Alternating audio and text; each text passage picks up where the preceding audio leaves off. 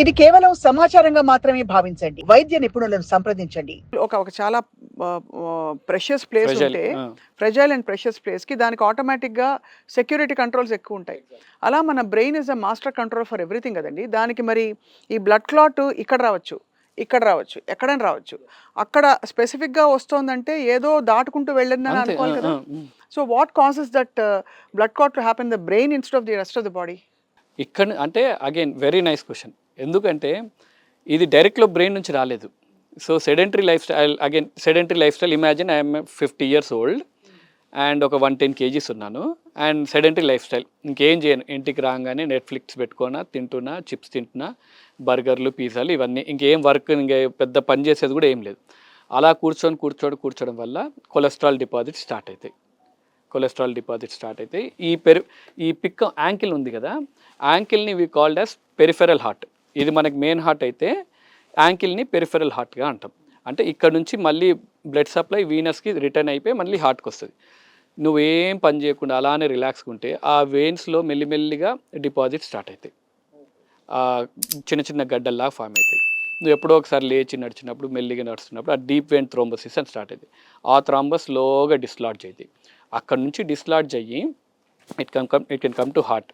Sedentary life స్టైల్లో heart strokes ఎందుకు వస్తాయి అంటే ఇందువల్ల ఆ మెల్లి క్లాట్స్ అన్నీ హార్ట్కి రావచ్చు.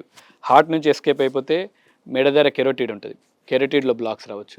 ఇక్కడ మిస్ అయిపోయినా మళ్ళీ బ్రెయిన్లో రావచ్చు. బ్రెయిన్లో ప్రజెంట్ అవ్వగానే they will present it as brain stroke. So obviously I'd like to ask you, అదే టైంలో వరంలాగా మనకి బ్యాక్ పెయిన్ వచ్చి మనం ఆస్పిరిన్ వేసుకున్నాం అనుకోండి, ఈ బ్లడ్ క్లాట్స్ కరిగిపోతాయని. ఈ అంత ప్లాక్ వేరా? అదృష్టం చాలా తక్కువ. బ్యాక్ పెయిన్కి ఆస్పిరిన్ వేసుకోము కదా మనము. అంటే ఐఎమ్ సేయింగ్ అదే anything that has a thinner. Blood thinner కొంతమందికి ఎప్పుడు అదృష్టం అలా ఉంటుందంటే హార్ట్ స్ట్రోక్ ఆల్రెడీ ఉండి దానికి ఆల్రెడీ మందులు ఉన్నప్పుడు ఇట్ విల్ వర్కౌట్. అది వర్కౌట్ అయిపోతుంది. అదే అప్పుడు అడుగుతున్నాను. వర్కౌట్ కంప్లీట్లో కూడా కాకపోవచ్చు. ఎందుకంటే దెర్ మైట్ బి పెద్ద స్ట్రోక్ ఉన్నప్పుడు ఈ చిన్న చిన్న ఆస్పిరిన్లతో ఏం పనిచేయదు. రైట్. దెన్ ఇమీడియట్ హాస్పిటల్ రావాలి. ఆ విండో పీరియడ్ అని ఉంటుంది. స్ట్రోక్ వచ్చిన విత్ ఇన్ 1-2 అవర్స్లో కానీ హాస్పిటల్లో ల్యాండ్ అయిపోతే థ్రాంబలైజ్ చేయగలిగితే అసలు ఏమీ జరగదు. Again they will return back to normal as if nothing has happened. ఆ టైం పీరియడ్, అందుకే టైమ్ ఈస్ బ్రెయిన్ అంటాం. Golden period, time is brain. ఆ విండో పీరియడ్లో కానీ will land up in emergency department. నేను నా కళ్ళతో చూశానండి. నాకు చెప్పిన ఫ్రెండ్కి విత్ ఇన్ 2 అవర్స్ అది రిజాల్వ్ అయిపోయి షీ ఇస్ నార్మల్, పర్ఫెక్ట్లీ అసలు ఏం జరిగిన అన్లెస్ అంటిల్ దే సే నాకు స్ట్రోక్ వచ్చింది అని చెప్తే కానీ వి డోంట్ రియలైజ్. అలాంటి వాళ్ళకి తర్వాత ఏం చేయమని చెప్తారు?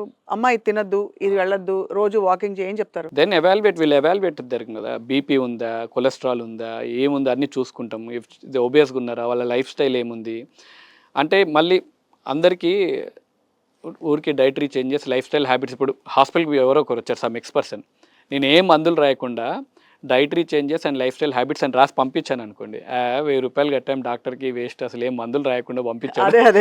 అది స్టార్ట్ అవుతుంది. వాళ్ళ కోసమే ఏదో మందులు రాయాల్సి వస్తుంది మోస్ట్ ఆఫ్ ద టైం.